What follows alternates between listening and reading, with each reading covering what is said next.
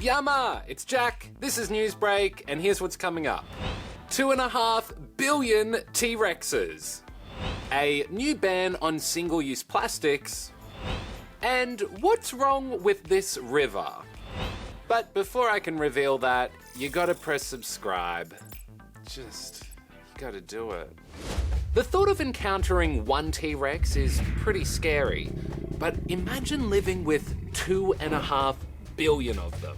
Scientists say that's the total number of T-Rexes that roamed the Earth up until 65 million years ago. That's just so many. Leela digs a little deeper. Whoa, 2.5 billion? That's like a couple of billion.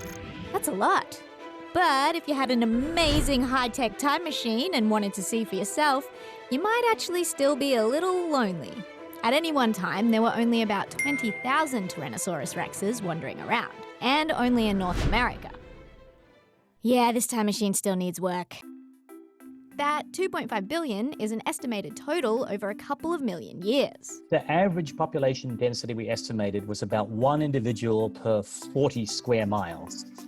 So perhaps 2 in the area of Washington, D.C., about 1 in the area of Manhattan, about 1 in the area of the city of San Francisco. Now, you might be wondering how scientists managed to figure that out without this. Well, to be honest, it's still a bit of a guess, but they looked at things like how much the massive dino weighed, how long it lived, and where. And a general biology rule of thumb that says the bigger the animal, the fewer of them there are. There are relatively few elephants, there are a lot more zebra, there are bucket loads of rabbits and mice. Luckily, there were enough that we managed to uncover some amazing fossils to learn from, without having to try this.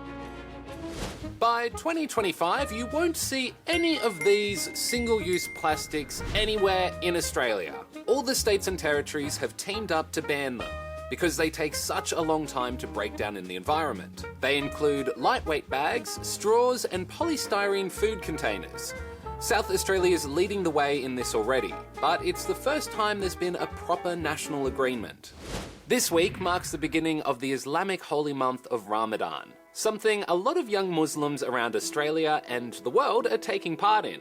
Kale spoke to some kids about what Ramadan means to them. Hey guys, how are ya? We're good. Awesome. So I guess first things first, what is Ramadan? Ramadan is a holy month for us Muslims. We fast during Ramadan. Fasting is when we don't eat or drink. Yep, for the whole month of Ramadan, there's no eating or drinking between sunrise and sunset. The mornings are marked with a special meal called sahur and an evening meal called iftar. What's your favourite food to eat at the end of fasting? Onion ring. Onion rings. They're pretty yummy, aren't they? I think that's a good choice. So what is the meaning behind Ramadan? Ramadan means the month of mercy. We fast so we can feel what the poor and needy feel. Ramadan is also a time for Muslim people to learn more about their religion by reading from their religious book, the Quran. My favorite part of Ramadan is that at the end of the month we have a kind of like a festival.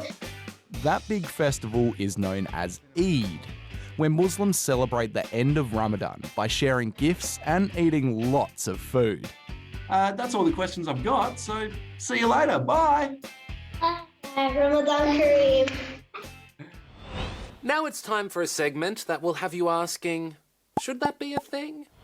I don't know about you, but if I were woken up by a puma, my reaction wouldn't be so cool, calm, and collected. It would probably be more like, ah, a puma! But this is no regular puma. It's Messi, the pet puma. He was adopted 5 years ago by a couple in Russia. And as you can see, he's living the pampered pet puma lifestyle. This river in the UK shouldn't be white. But that's what happens when a milk tanker crashes and the contents spill into the water. Authorities aren't sure of the environmental impacts, but I do have a sudden craving for milk and cookies. And finally, this kite should definitely not be this long. Or maybe it should. Who am I to judge? Anyway, the 280-meter-long kite, the largest kite of its kind, was flown for the first time in China, ahead of the annual Weifeng International Kite Festival. And something that should be a thing is me getting out of here, because it's the weekend and the show's over.